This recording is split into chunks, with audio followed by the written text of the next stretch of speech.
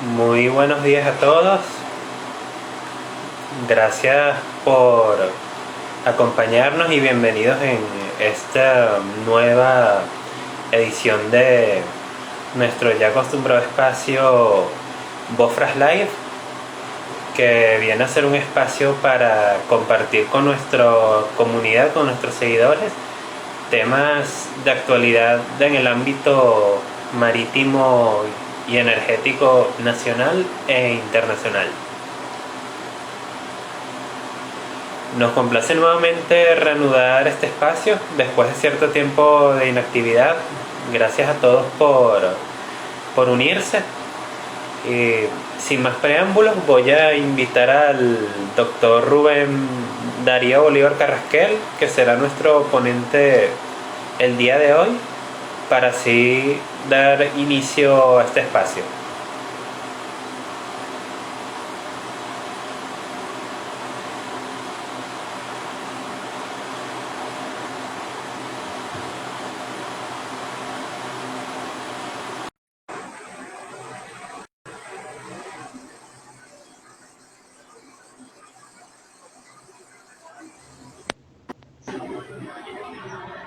Bienvenido, doctor Rubén Bolívar. Muy buenos días.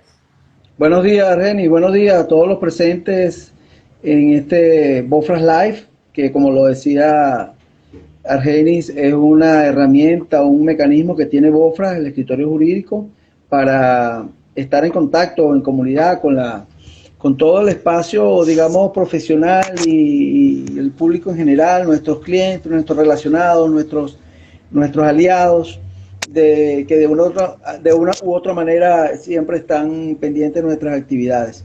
Agradecido por la receptividad que estamos teniendo con estos eventos, y es, bueno, en definitiva, básicamente uno de los objetivos fundamentales de Bofra, que es la difusión del conocimiento y de la información y de la educación en general, por lo que a nosotros respecta desde nuestro ámbito de acción, ¿no? Y en el sector y en el ambiente profesional en el cual nosotros nos desenvolvemos. Bueno, Agradecido entonces.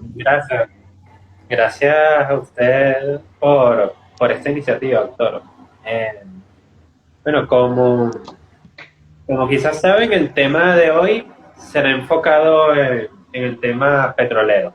Nuestro tema de hoy será eh, dar un recorrido por los escenarios actuales en el mercado nacional e internacional de lo que es el petróleo.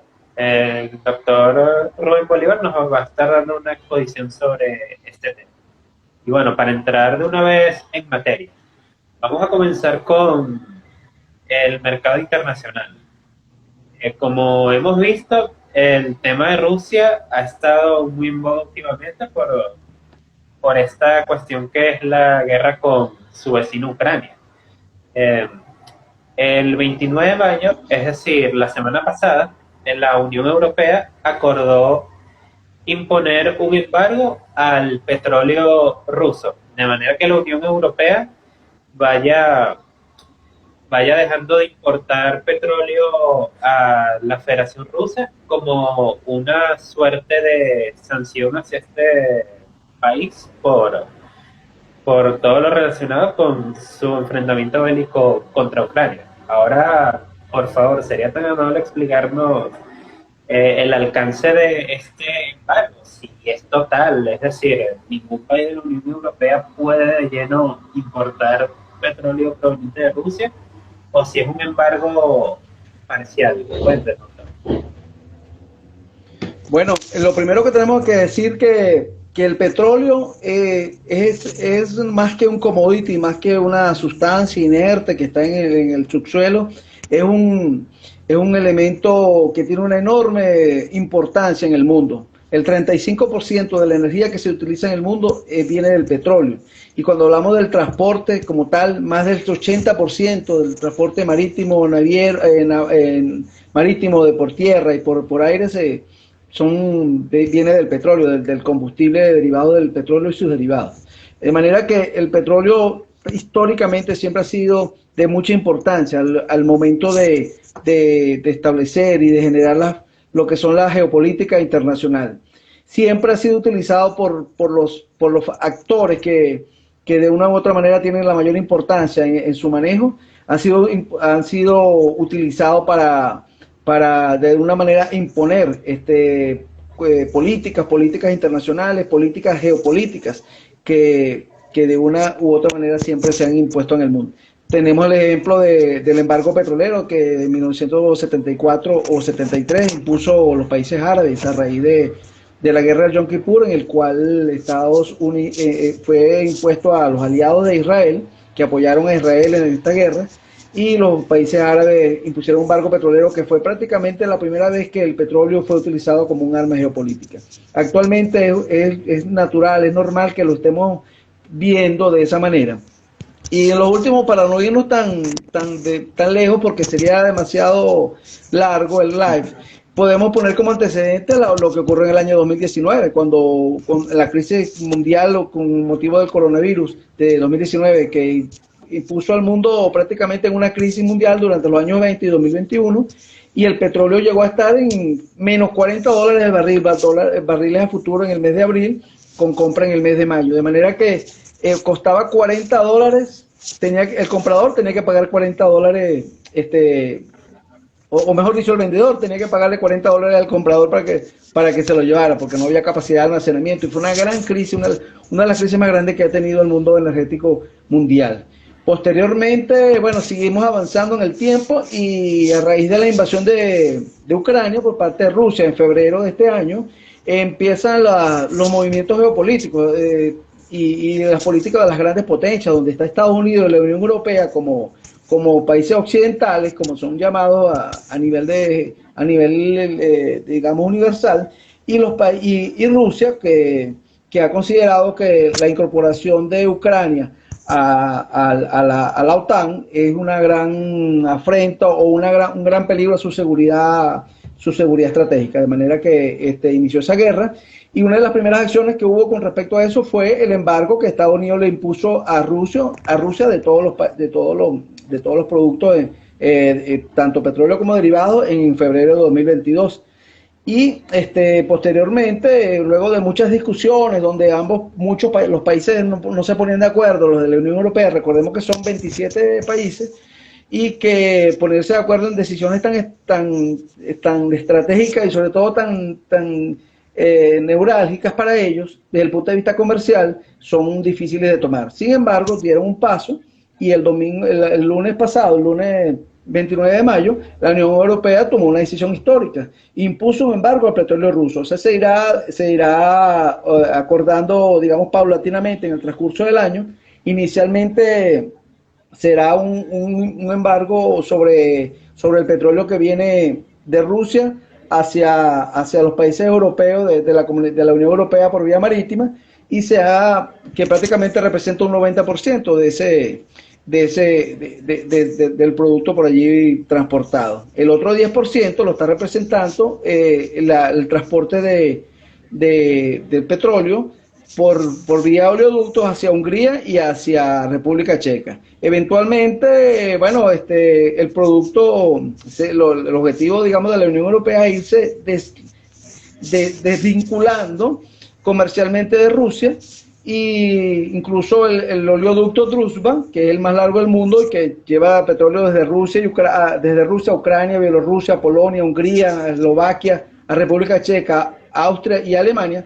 Esta forma de transporte del petróleo va a ser eventualmente desactivada. De manera que es una decisión histórica que toma la Unión Europea.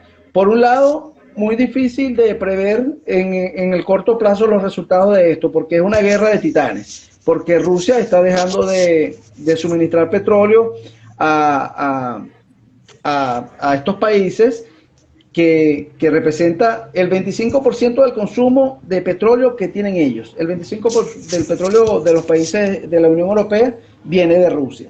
De manera que es bastante impactante de la noche a la mañana dejar de comprar este combustible, prácticamente una cuarta parte del combustible que consumen esos países. Lo que de acuerdo a los analistas, esto va a causar un efecto importante, ya lo estamos viendo, ya en nuestros países actualmente estamos viendo que están cayendo no solamente en el desabastecimiento de combustible, unos incrementos bastante importantes en el combustible, sino también desde el punto de vista de la inflación. Ha tenido un impacto bastante fuerte en la inflación, incluso en algunos países ha llegado hasta un 8% de inflación, lo cual son cifras que prácticamente inéditas para estos países, por lo menos en las últimas décadas.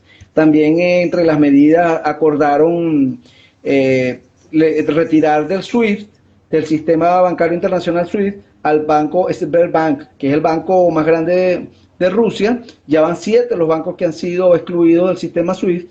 Y bueno, a esto aunado a las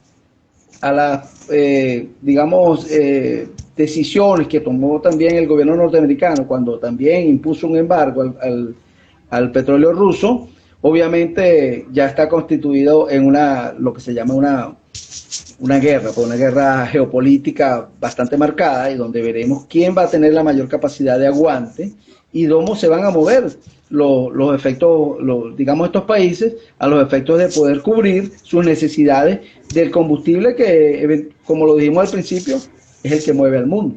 Ahí es donde van a empezar a surgir entonces otras opciones y ya se están manejando, porque ahora viene una interrogante: ¿qué fuente de energía debe buscar la Unión Europea? ¿Dónde están las fuentes para sustituir al petróleo ruso? Estamos hablando de 3, 4 millones de barriles diarios de petróleo aproximadamente que llegan a la Unión Europea.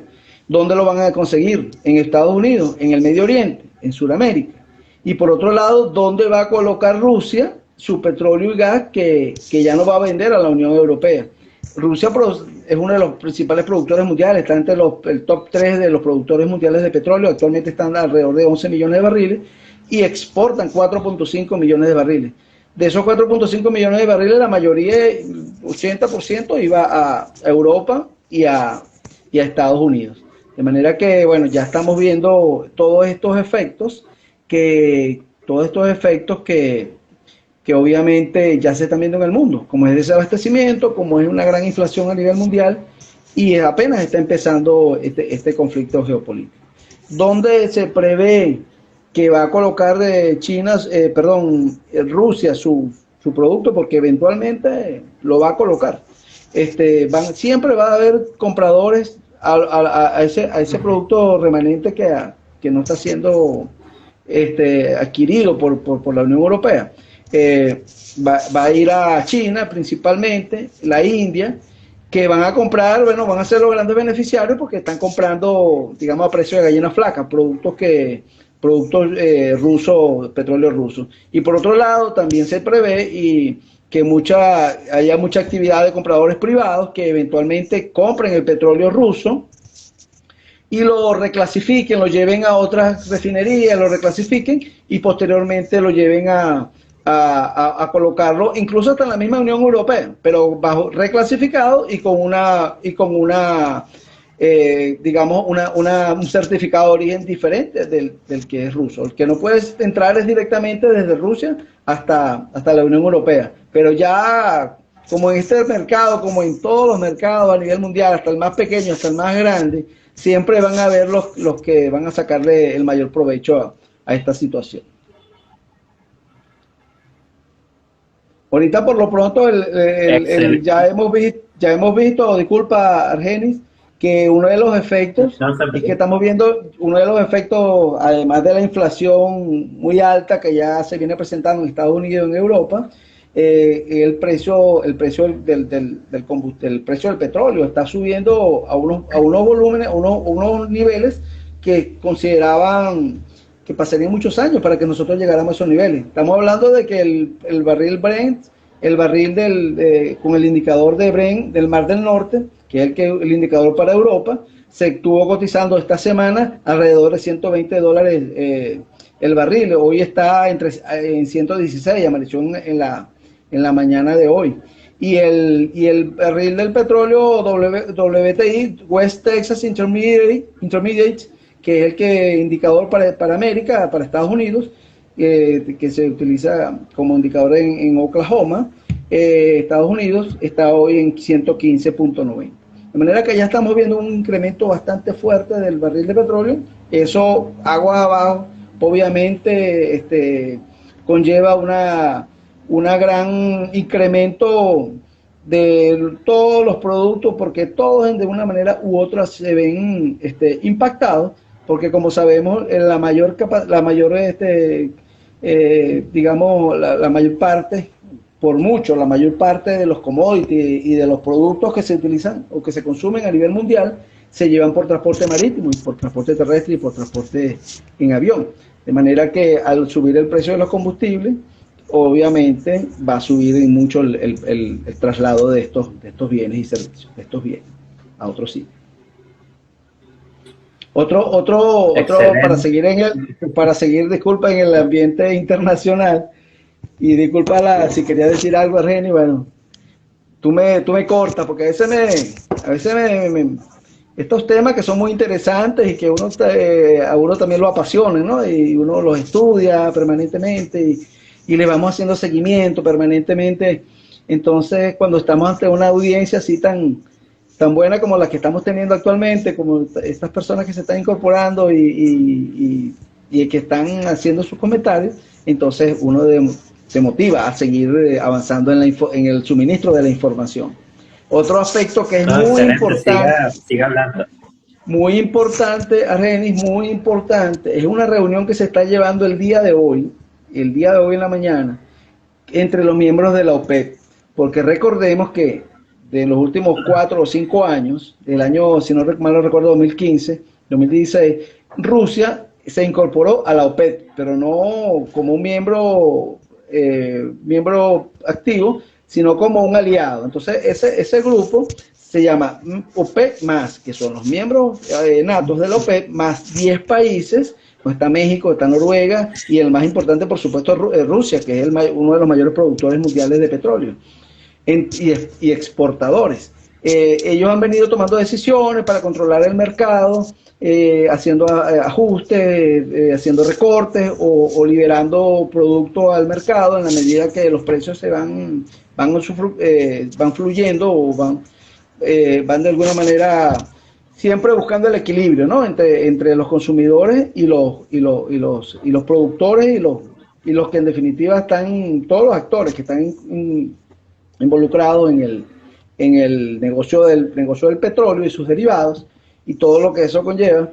Y bueno, hoy se pone prácticamente a prueba la alianza, porque están una decisión, en vista de la decisión de la Unión Europea tomada el lunes, la OPEP acordó este jueves tener una reunión para tomar decisiones. Entonces, ¿cuáles serán esas decisiones que se van a tomar allí? Están dejando van a estar en el mercado digamos, una falta, una reducción por ese incremento o por la no compra, digamos, del producto por parte de la Unión Europea al producto ruso, de manera que ese remanente que va a quedar allí, ese hueco, entre comillas, que, perdonen la expresión tan coloquial, que va a quedar en el mercado internacional, debe ser suplido, va a ser suplido por alguien eventualmente. De manera que aquí se pone a prueba la solidez de la OPEP+, porque entonces la OPEP ya se está hablando de que Arabia Saudita va a suplir ese producto que va a dejar de consumir va a dejar de suministrar Rusia a la Unión Europea. Ahora, ¿cómo lo va a tomar Rusia? ¿Rusia estará de acuerdo que eso sea de esa manera? Ahí vienen las negociaciones que se van a dar en el seno de la OPEP, que está teniendo lugar en la mañana de hoy. Recordemos que los países no tienen amigos, como lo dijo un lord inglés en tiempos pasados. Los países no tienen amigos, tienen intereses. De manera que a este momento los países, muchos de estos países que son productores, que tienen grandes superávit de productos, como Arabia Saudita, Abu Dhabi, Dubái, dentro de los países de los Emiratos Árabes Unidos, Irak, están viendo como una oportunidad, ¿no? de poder ellos incorporar productos o barriles al mercado de manera de suplir lo que lo que va a estar faltando por parte de Rusia en virtud de los embargos que está sufriendo por parte de Estados Unidos y por parte de la Unión Europea. Ya que estamos hablando del tema del embargo del petróleo ruso, hay que diferenciar dos situaciones. Una es el petróleo proveniente de Rusia, transportados en buques de cualquier bandera. Y otra situación que puede ser parecida pero no similar, es petróleo de otros países transportados en buques de bandera rusa. Hasta donde entiendo, el embargo, la prohibición, solo abarca al petróleo proveniente de Rusia, sin importar la bandera del buque que la transporte, pero el petróleo de otros países transportados en buques de bandera Rusia, entiendo yo que no se ve afectado por esa medida que ha acordado la Unión Europea.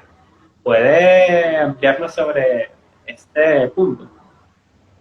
Bueno, está en lo cierto, así como lo estás entendiendo es así. Lo que está siendo objeto del embargo es el petróleo como tal. Los barcos de bandera rusa que puedan transportar petróleo proveniente de otras regiones no tienen ninguna limitación para entrar a la Unión Europea ni a Estados Unidos. Sí, más sí lo tienen el producto que venga, que tenga un certificado de origen, procedencia Rusia. Cualquiera de las refinerías que vengan de este gran país, uno de los países más grandes del mundo también. Pero fíjate, ahí es importante también, ya que estamos también en el mundo marítimo y hay tantos marinos que están allí observando la ponencia, amigos como el doctor Julio Peña, que lo vi por ahí, gran amigo, el capitán Julio Peña, y otros amigos que se están incorporando. Ahí se va a presentar, en mi opinión, una posición, se va a desarticular un poco el mercado de tanqueros de petróleo, porque va a quedar al no haber una gran movilización de 3, 4 millones de barriles diarios de petróleo por vía marítima, eso obviamente que va a implicar un impacto bastante grande. Van a quedar muchos buques sin flete y bueno, de alguna manera va a deprimir el mercado marítimo, sobre todo en el mercado de tanqueros y de supertanqueros, los VLCC, los ULCC, los Aframax y los diferentes tipos de buques que transportan tanto petróleo como derivados de petróleo. También es importante saber que la Unión Europea no tocó el gas, porque recordemos también que la Unión Europea tiene tiene el 40% del consumo de gas que se utiliza en la Unión Europea viene de Rusia a través de los diferentes gasoductos, básicamente, de los gasoductos del Nord Stream 1 y varios gasoductos, incluso pasan por varios países, incluyendo al mismo Ucrania, que está ahorita en guerra con Rusia. De manera que el gas, bueno, la Unión Europea tuvo, digamos, bastante cuidado de no tocar el gas por los momentos dentro de lo que es el alcance de la sanción. Pero sí, los barcos, no está sancionando tampoco buques, está sancionando bancos, ya el Gazprom Bank fue sancionado, entre otros. Y ahora el banco más grande de Rusia, el Sberbank, acaba de ser sancionado.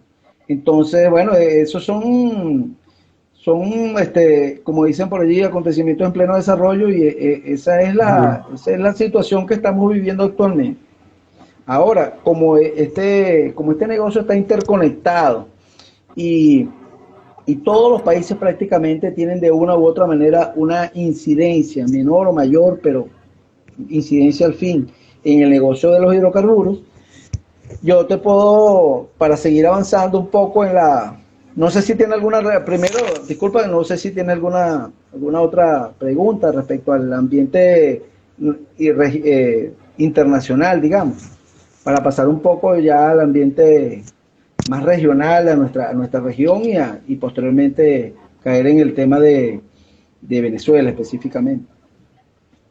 No, por ahora no tengo más preguntas, solo quería comentar lo interesante que resulta que cuando las grandes potencias se enfrentan, bien sea a nivel bélico o o diplomático, siempre hay una especie de como de efecto dominó, y en este caso lo estamos viendo con el tema petrolero. Ya como usted bien mencionó, esta situación ha ocasionado que los precios del petróleo suban de manera acelerada y podría seguir subiendo.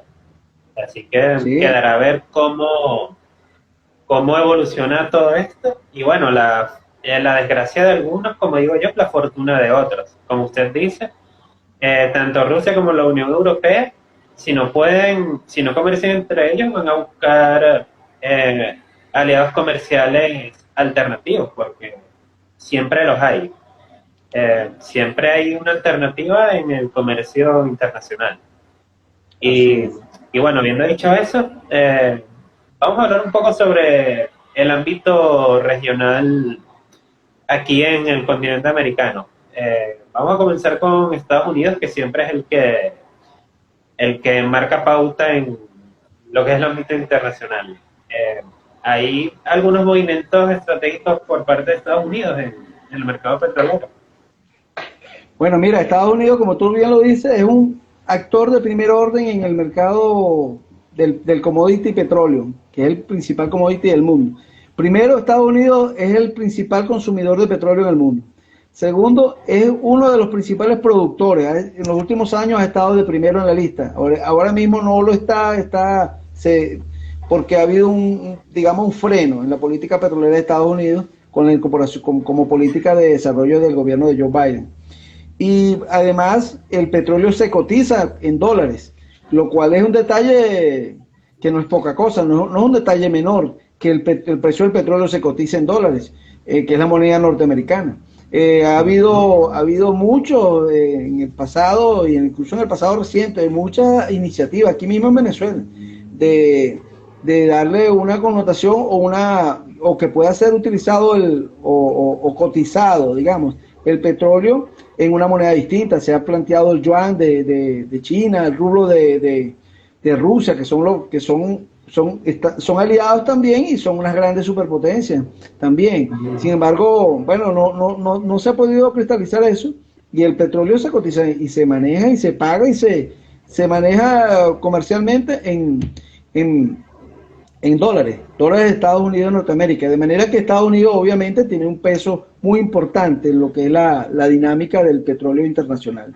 Fíjate que cuando el presidente anterior, Donald Trump, dictó muchas resoluciones, órdenes ejecutivas, una cantidad de instrumentos jurídicos que le están atribuidos al presidente de la República en aras de proponer y proyectar y promover la industria petrolera en Estados Unidos. Incluso las limitaciones que tenía el fracking, que desde el punto de vista ambiental los ambientalistas lo consideran bastante nocivo para el ambiente, y por diferentes razones que, bueno, sería muy largo explicarlas en este momento, pero en todo caso el fracking está muy cuestionado internacionalmente. Sin embargo, esa explotación petrolera a través de este mecanismo fue utilizada por Estados Unidos durante el periodo de Donald Trump, y prácticamente de producir 8 millones y medio de barriles diarios, Estados Unidos se puso a producir 12 millones, tuvo un incremento de 4 millones, 5 millones de barriles en 3, 4 años, que es algo extraordinario.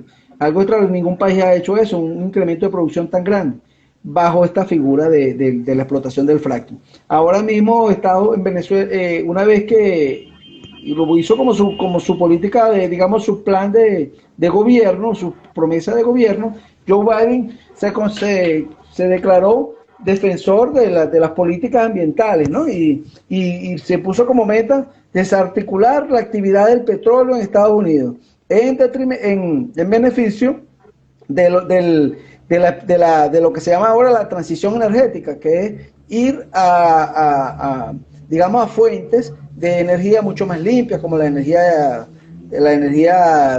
nuclear, la energía fotovoltaica, la energía por los vientos, la energía eólica, la energía eléctrica, o sea, muchas fuentes de energía que son mucho más, digamos, limpias, pero que de momento, y yo creo que en los próximos 50 años, no podrán sustituir al petróleo como la principal fuente de energía a nivel mundial. Sin embargo, Estados Unidos emprendió una política dirigida a eso. Apenas llegó Joe Biden, una de las primeras actuaciones que hizo fue desactivar el negocio del fracking, imponiendo una cantidad de trabas burocráticas e impuestos que prácticamente hacían inviable el negocio, porque el fracking es un negocio que es viable cuando el precio del barril está muy alto, pero cuando está bajo tiene un costo de producción muy fuerte, muy alto, y se hace inviable como negocio.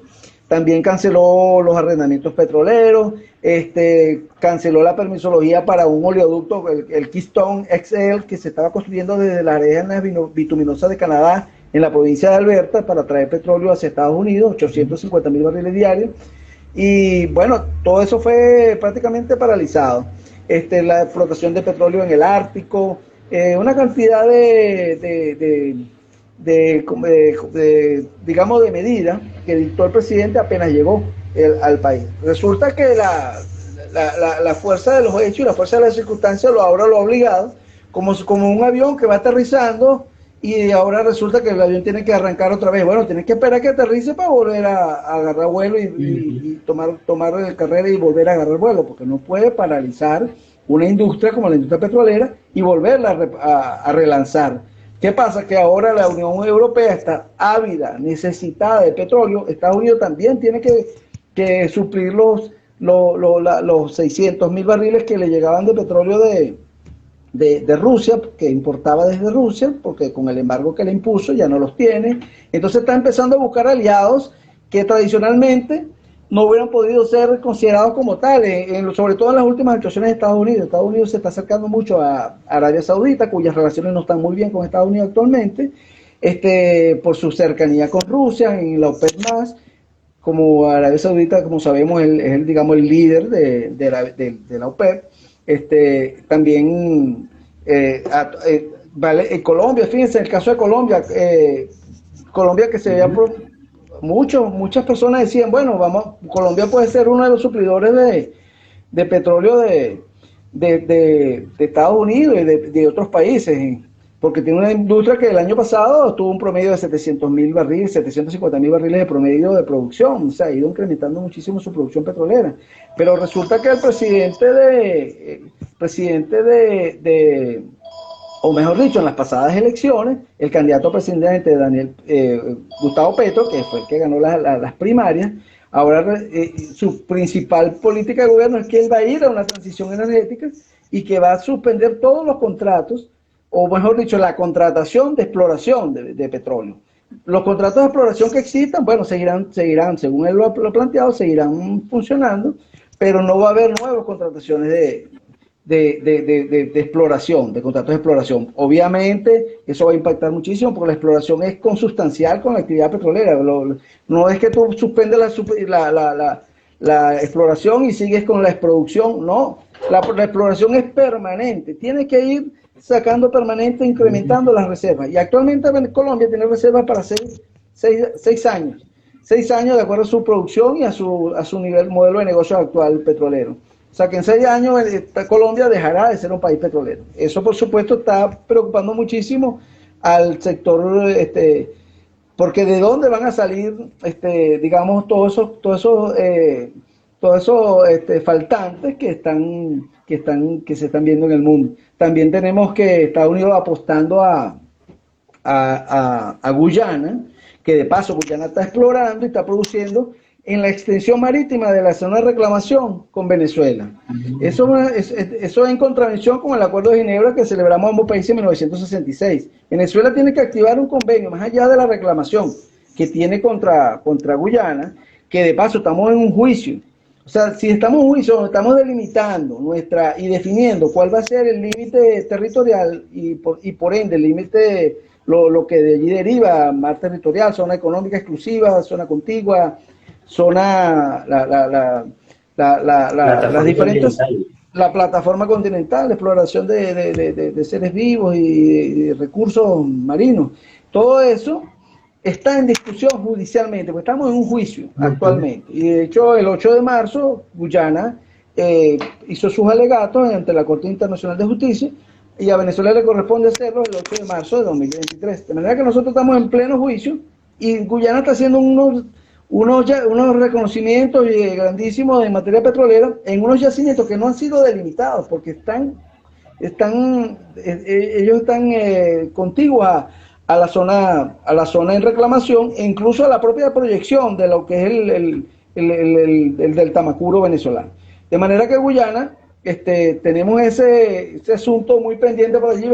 Venezuela tiene que apurarse y apretarse de los pantalones con esto, porque nosotros estamos viendo cómo Guyana está desarrollando grandes recursos energéticos, hay grandes empresas allí, y todos los días oímos noticias de que están haciendo desarrollo, de que están uniendo, de que están haciendo descubrimientos de yacimientos muy importantes o de campos muy importantes, y nosotros estamos de alguna manera, pienso yo, creo que con la mayoría de las personas con las cuales yo he hablado coinciden conmigo, que nosotros tenemos que tener una posición más firme como país. Además, Guyana tampoco tiene una infraestructura para tener una producción en el corto plazo. Guyana pasará muchos años para que pueda, tiene mucho potencial, pero no tiene digamos, de momento, las estructuras ni mucho, le faltan muchas cosas para Guyana convertirse en un país petrolero que pueda surtir o suplir la falta que está haciendo, por ejemplo, Venezuela en el concierto petrolero. Venezuela ahorita está produciendo alrededor de 700.000 barriles, según la cifra, 680.000 barriles, según la cifra de la OPEP, por fuentes complementarias. Entonces, Venezuela tiene que de alguna manera incorporarse, porque estamos perdiendo tremendas oportunidades desde el punto de vista de negocios, porque el mundo está ávido actualmente de petróleo, y Venezuela, con las reservas petroleras más grandes del mundo certificadas, no estamos siendo un actor de primer orden en el concierto internacional en este momento. Podemos serlo si tomamos políticas, pero bueno, Joe Biden, Joe Biden tuvo que, contrariamente a lo que mucha gente cree, porque Joe Biden es un presidente que no había demostrado una capacidad, digamos, activa, no era un presidente como estaban acostumbrados, por ejemplo, al anterior presidente de Estados Unidos, Donald Trump. Es un presidente más bien pacífico, pasivo, aparentemente. Pero la política de Estados Unidos y el aparato de Estados Unidos, de todo punto de vista, no se limita solamente a la figura del presidente. Es uno de los países o el país más poderoso del mundo, y obviamente no lo puede de ninguna manera menospreciar ni subestimar, ¿no? Cuando Estados Unidos busca sus objetivos, y ahorita los objetivos de Estados Unidos son buscar petróleo, y se está reuniendo con todo el mundo. De manera muy pragmática, Estados Unidos buscó un acercamiento con el presidente Maduro, mandó unos emisarios para acá en marzo, a lo cual se opusieron los republicanos de ese país abiertamente. Consideran que el presidente Maduro no es legítimo, reconocen a Juan Guaidó como presidente de Venezuela, según las mismas declaraciones. Pero una jugada muy arriesgada, si se quiere, desde el punto de vista de Estados Unidos, y audaz, si se quiere, también. Aquí en Venezuela, bueno, crecieron las expectativas de que la posibilidad de levantamiento de sanciones, no solamente en Venezuela, nosotros incluso en Bofras, que como asesores que somos en el área energética, recibimos, como tú sabes, Argenis, comunicaciones, llamadas, consultas de empresas internacionales que empezaron a ver a Venezuela como con otros ojos. Mire, Venezuela no estaba muerto, estaba de parranda, como dice el dicho por ahí. Venezuela todavía tiene un lugar muy importante que ocupar en el contexto del petróleo internacional y del mercado mundial del petróleo. Entonces, bueno, nosotros, entre las últimas actuaciones que se han hecho aquí en Venezuela, como te digo, esas negociaciones que están, digamos, a veces la diplomacia se mueve, y siempre es bueno que sea así, no por la diplomacia de micrófono, sino la verdadera diplomacia es la que se mueve, que nadie sabe qué es lo que está pasando, y en algún momento determinado, cuando sale una decisión, salen resultados.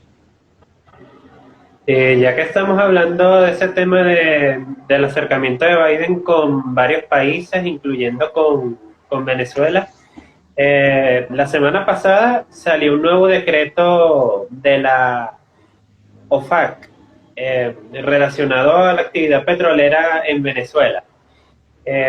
hasta donde entiendo, esto no representa un mayor cambio en en el approach, en el enfoque que ha tenido Estados Unidos con respecto a la actividad petrolera en Venezuela, aunque algunos parecieran creer que sí. Me gustaría que nos dieras su opinión a este respecto. ¿Este nuevo decreto constituye de alguna manera alguna flexibilización o sigue manteniéndose el régimen como ha venido siendo en estos últimos años? Bueno, mira, esa es una pregunta muy importante, Renny, porque yo creo que en definitiva toda esta, todos estos antecedentes y todas estas informaciones que hemos dado, que son de informaciones actuales, de hecho las informaciones que estamos dando aquí son las que están vigentes al día de hoy. Pero muy importante, sobre todo para nosotros los venezolanos, el resultado de cómo va el tema de las sanciones. Como sabemos, fue dictada una sanción en el año 2018 al petróleo venezolano. Aquí en Venezuela se han venido dictando sanciones, incluso nosotros dimos hace algún tiempo, el año pasado creo, un live sobre el tema de las sanciones, que yo les recomiendo, como dicen ahora, les voy a dejar el enlace por ahí para que lo busquen. Lo pueden buscar en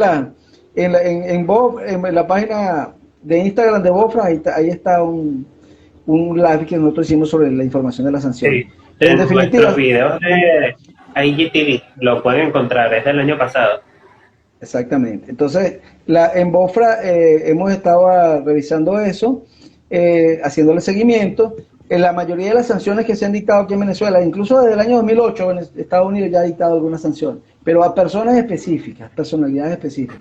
Las actividades que tienen una sanción como actividad productiva son el petro, los bonos de la deuda pública, los bonos soberanos y los bonos de PDVSA, el, el, y el petróleo. En el año 2018 con una orden ejecutiva. Y entonces, bueno, la OFAC, que es la división de la Secretaría del Tesoro que se encarga de,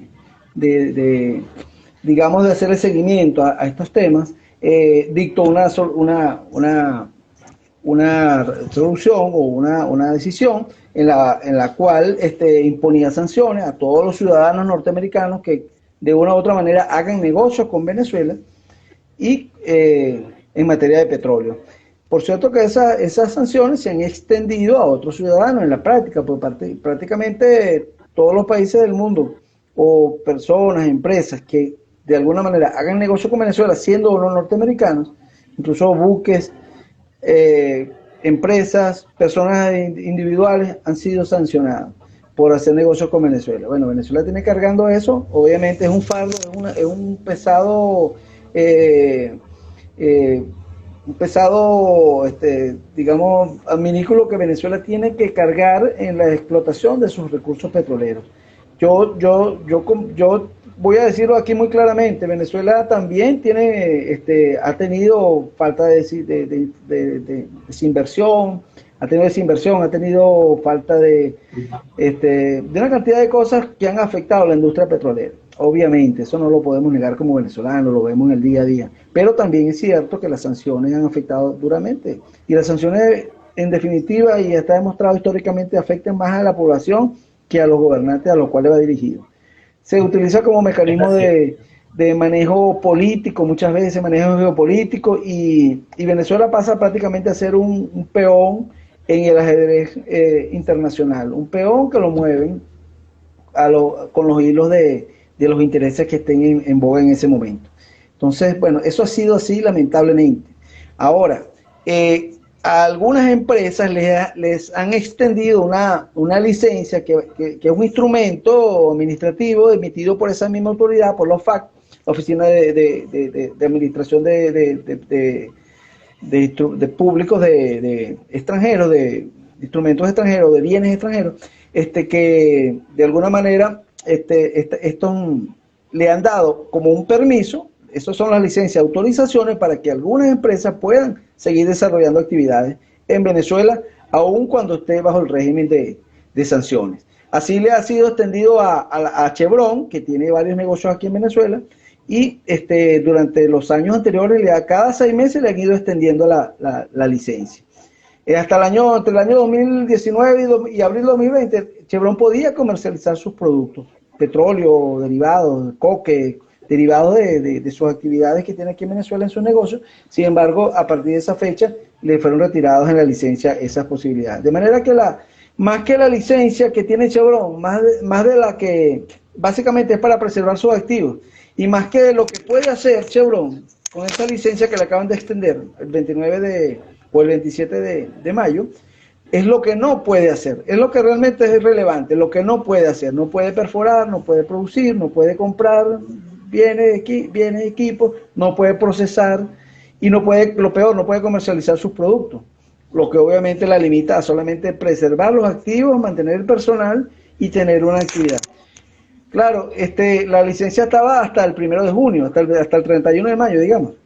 De manera que el Estado, al no haber una solución política, que es la que entendemos que se está desarrollando en unos niveles que los comunes mortales no conocemos, en definitiva, no le quedó más al gobierno norteamericano que emitir una licencia por 6 meses bajo los mismos parámetros. No puede prácticamente hacer nada aquí en Venezuela, simplemente mantener los activos y mantener el personal. Y de alguna manera, anteriormente, unas semanas antes, había sido autorizada Chevron para que empezara procesos de discusión y de negociación con las autoridades venezolanas. De manera que se abrió mucha expectativa en ese momento con respecto a la posibilidad de que Chevron le fuera otorgado. Se hablaba, incluso el mismo presidente de México, en una de sus alocuciones dijo, tubeando, como dicen periodísticamente, diciendo que el gobierno norteamericano le había dado un permiso a Chevron para que extrajera de Venezuela 1 millón de barriles de petróleo, lo cual inmediatamente el gobierno de Estados Unidos desconoció. Venezuela también lo desconoció, ¿no? Eso no, un instrumento que no existe. Sin embargo, el presidente de México lo dijo en una rueda de prensa. Suponemos que él sabía más que nosotros, ¿no? En todo caso, bueno, nosotros los venezolanos estamos en una situación, primero viendo los toros desde la barrera, como se dice. Nosotros esperamos que el parque industrial, todo el gran parque y de personal, de recursos humanos, de estructura, infraestructura, equipos, de lo que es la actividad petrolera venezolana se pueda reactivar más temprano que tarde. ¿Por qué? Porque Venezuela, primero, es un país petrolero, lo ha sido más de 100 años. Y es el único sector productivo del país que puede reactivarse y puede, no solamente él mismo, sino reactivar otros sectores de la economía en un plazo relativamente breve, hablando de un mediano plazo de 2 o 3 años. Nosotros incluso se habla de que con inversiones de aproximadamente entre 5 y 10 mil millones de dólares, pudiera Venezuela estar produciendo 1,5 millones de barriles en un transcurso de un año y medio, el año 2024 posiblemente, lo cual en el mundo petrolero es relativamente poco, dado los tiempos que llevan estos proyectos en ser ejecutados. Nosotros estamos abiertos. Venezuela está pasando en este momento una excelente oportunidad, una extraordinaria oportunidad para que Venezuela pueda desarrollar su potencial. Podemos jugar un rol importante, un rol quizá inesperado, porque Venezuela hasta hace un año o este mismo año no esperábamos que hubiera una guerra que iba a impactar tanto el tema petrolero y que Venezuela es uno de los pocos países que tiene una capacidad, no solamente las reservas más grandes del mundo, sino tiene una capacidad instalada, quizá un poco en este momento desestructurada, un poco desactivada, pero que con relativamente pocos recursos, claro, en el mundo petrolero, cuando se habla de pocos recursos, estamos hablando igual de muchos millones de dólares, pero desde el punto de vista de los países que tienen esa capacidad, incluso aquí en el hemisferio occidental, muy pocos tienen la capacidad potencial que tiene Venezuela. ¿Qué tiene que Venezuela generar? En mi opinión, tiene que generar una política petrolera coherente, tiene que generar realmente prácticamente incluso fuera de la politiquería con P minúscula, de los dogmas de los dogmas políticos, fuera de las ideologías políticas. Simplemente que nosotros tenemos que darle el mayor bienestar a nuestro pueblo, como de una manera generando riqueza, generando bienestar. Y una de las principales actividades que nosotros podemos hacer en ese sentido sería brindar seguridad jurídica, tener un marco y consolidar un marco legal, un marco normativo en Venezuela que podemos hacerlo, e incluso el gobierno tiene todas las herramientas para hacerlo, prácticamente sin ningún tipo de contradicción, porque no tiene una oposición en la Asamblea Nacional ni en ninguna de las instituciones o de los poderes públicos que pueda de alguna manera representar un estorbo, digamos, para el desarrollo de una política coherente. Tiene todas las herramientas para desarrollar un mecanismo jurídico que le dé seguridad jurídica, que es lo más importante que puede tener un país para desarrollar cualquier actividad, seguridad administrativa, seguridad operativa, para atraer a la tan necesaria inversión internacional y reafirmar, proteger las alianzas que tenemos, protegerlas y conseguir nuevas alianzas, aliados que nos permitan y buenos aliados que se pongan hombro a hombro con nuestro país a desarrollar los enormes recursos que tenemos en Venezuela. De manera que ese es mi mensaje ya final, Argenis. Bueno, no sé cómo estamos de tiempo, creo que ya estamos pasaditos. No sé si va a haber un ciclo de preguntas, pero en todo caso, ya con esto termino. Mi mensaje es, bueno, que todos los venezolanos, donde quiera que estemos, y por supuesto los que estamos aquí en Venezuela todavía batallando y aguantando todos estos años tan fuertes que nos ha tocado vivir, sobre todo en el año 2020 y 2021, a todos los venezolanos en general, porque hemos sufrido varias crisis, no solamente la crisis del coronavirus, sino la hiperinflación, un país que tuvo 5 años en hiperinflación, un país que está bloqueado, un país que tiene sanciones, un país que los venezolanos nos hemos tenido que reinventar y convertirnos prácticamente en unos héroes. Hemos luchado para salir adelante, para sacar nuestro país adelante con dignidad, a nuestras familias, y yo los invito pues a que sigamos lo mismo, sigamos batallando, luchando. Los venezolanos ya hemos desarrollado como una piel de cocodrilo, de manera que ya las cosas nos resbalan. Nosotros ahora lo que vamos es hacia adelante a desarrollar nuestro gran país, que es lo que tenemos que hacer, y es la tarea histórica que nos corresponde. No, excelentes palabras, doctor Bolívar. Ha sido una clase magistral. Estoy de acuerdo con lo que dijo, bueno, con todo, pero especialmente con lo que dijo de que necesitamos que se reactive el sector petrolero para que la economía de Venezuela vuelva a andar. Es verdad que se ha dicho mucho que hay que superar el rentismo petrolero, y es verdad, pero para ello yo creo que el primer paso es que se reactive nuevamente el sector petrolero, y a partir de ahí que la economía empiece a mejorar es que se podría hablar de diversificar. Esa es mi opinión. Y bueno, Excelente. con respecto a las preguntas, gracias. Con respecto a las preguntas, hay una sola, del capitán Julio Peña. Él nos pregunta, ¿cuál pudiera ser la estrategia a seguir con respecto a la exploración y explotación del proyecto Costa Afuera en el delta del Orinoco? Bueno, mira, muy importante la pregunta, porque va en línea con una de las cosas que yo dije anteriormente. Y el capitán Julio Peña también es uno de los grandes defensores de Venezuela en el tema del Esequibo. Históricamente ha desarrollado una actividad muy importante y tiene una obra escrita muy importante que yo invito a que la revisen a todos los venezolanos. Incluso en la página de la Asociación Venezolana de Derecho Marítimo hay una sección dedicada al desarrollo a todo lo que ha sido el tema nuestro de la zona de reclamación. Pero más allá de la zona de reclamación, nosotros históricamente hemos olvidado, hemos de una manera dejado a un lado la fachada atlántica. Prácticamente como venezolanos ya ni siquiera sabemos que existe, que tenemos un amplio y un vasto territorio allí marítimo en el Océano Atlántico. Nosotros siempre vemos hacia el Mar Caribe, vemos hacia abajo. Venezuela tiene 4 fachadas: la fachada atlántica, la fachada caribeña, la fachada andina y la fachada amazónica. Nosotros la fachada atlántica la hemos prácticamente olvidado, desconocido, y no de ahorita. Históricamente casi todos los gobiernos lo han hecho. Entonces yo yo también estoy como en una campaña, así como un Quijote, en mi posición humilde, digamos, de poder de generar opinión, tratando de generar una conciencia de que nosotros podamos desarrollar los recursos que tenemos en la fachada atlántica. Nosotros tenemos allí también una zona económica exclusiva que nos permite el desarrollo de enormes potencialidades. Tenemos delimitado las áreas marinas y submarinas y los yacimientos, que es lo más importante, con Trinidad y Tobago. Y ahora nos falta limitarlo con Guyana y con Surinam, y con la extensión con Surinam y todos los países que están en el área.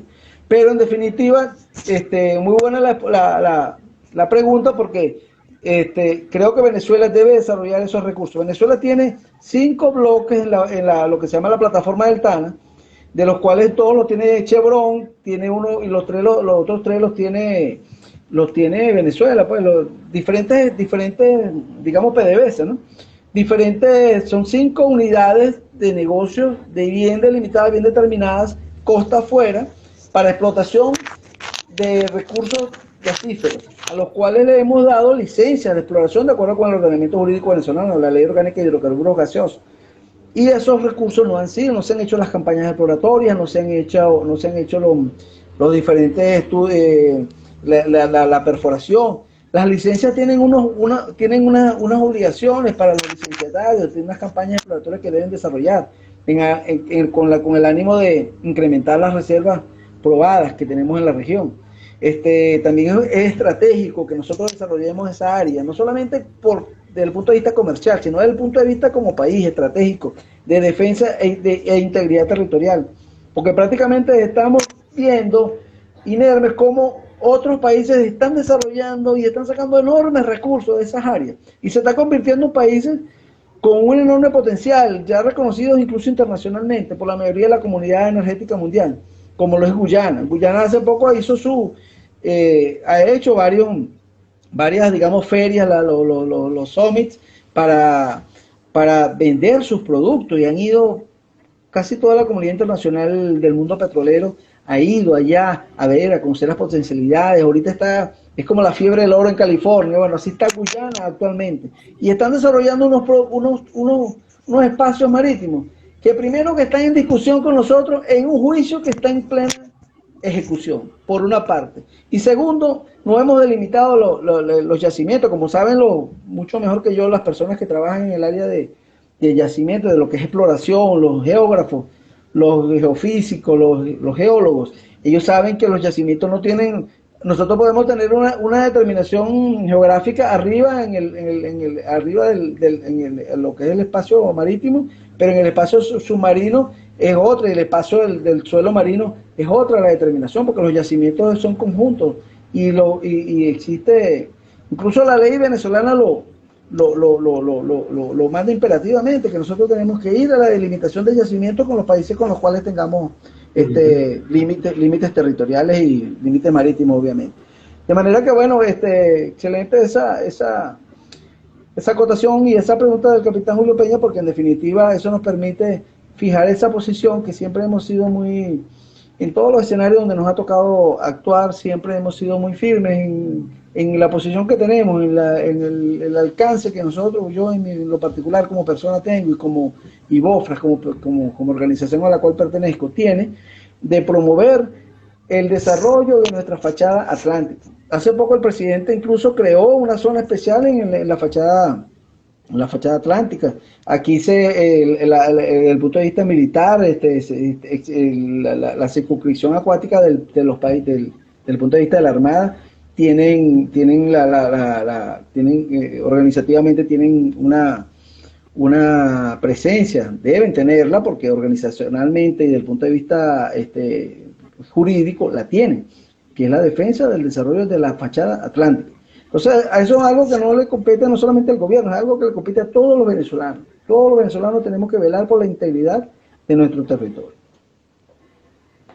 No, excelente. Ya que hablamos del tema de Guyana, rápidamente para acotar que, como usted había dicho anteriormente, Guyana ha otorgado concesiones a empresas petroleras extranjeras en esa zona marítima que forma parte de la zona de reclamación, por lo que podemos decir que es algo indebido, pero Venezuela ha mostrado una actitud muy pasiva frente a esas actividades, por lo que Guyana y estas compañías han explorado allí a sus anchas. Y no hemos hecho nada hasta ahora, nada firme para evitar que lo sigan haciendo, o por lo menos para mostrar nuestra disconformidad.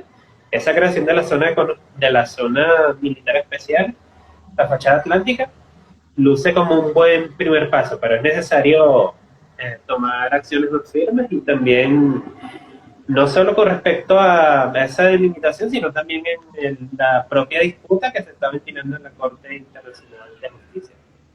Y bueno, habiendo respondido ya esa única pregunta que plantearon, ya podemos dar por terminado este espacio del día de hoy. Gracias al público presente por tomarse parte de su tiempo en escucharnos, y gracias a usted, doctor Bolívar, por tomarse el tiempo de explicarnos con paciencia todo este escenario actual en el mercado petrolero. Sí, sí, bueno, muy agradecido a a todas las personas que se tomaron el tiempo de acompañarnos en esta actividad académica. Les agradezco su acompañamiento, su amabilidad. Y bueno, siempre tenemos prácticamente como una comunidad en Bofras de amigos relacionados que también les interesan estos temas que nosotros tratamos. Bueno, seguiremos en los próximos días, seguiremos, digamos, informando de nuestras próximas actividades. El Bofras Live ya ha sido a partir de hoy reactivado, ya cada 2 semanas vamos a estar con Bofras Live. Este año vamos a hacer 2 congresos internacionales, uno en el mes de septiembre y uno en el mes de noviembre, donde trataremos temas del mayor interés de la comunidad profesional jurídica a la cual nosotros nos desenvolvemos. Les estaremos informando sobre esas próximas actividades que vamos a llevar a cabo. Y bueno, agradecidos altamente por todo el acompañamiento, por todas las veces toda la fidelidad que han tenido con nosotros. Y bueno, estamos a la orden, ¿no? Para todas las cosas que nosotros podamos ser útiles, nosotros estamos siempre disponibles. Tenemos a través de la página web o a través de las redes sociales, nos pueden contactar perfectamente. Entonces, bueno, agradecido, muchas gracias, y bueno, dejo ya a Jenny para que se despida. Bueno, gracias, doctor Bolívar, y gracias a todos por asistir. Nos vemos próximamente en un nuevo espacio de Bofras Live.